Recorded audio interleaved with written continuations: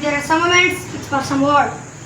But there is one word fixed for every moment, and every moment is fixed for that word. That is Allah Almighty.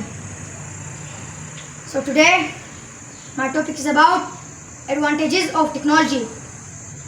Technology is very best thing. It takes our little time.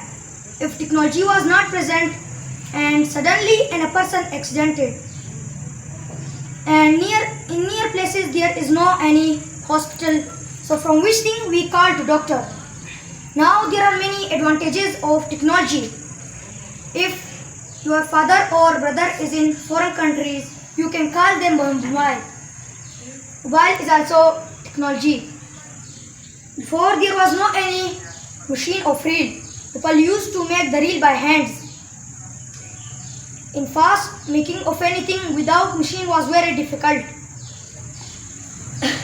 It makes our life very easy. It helps us in every field. Motorcycle is one of great inventions of technology through which we can approach 2 or 3 minutes. Thanks.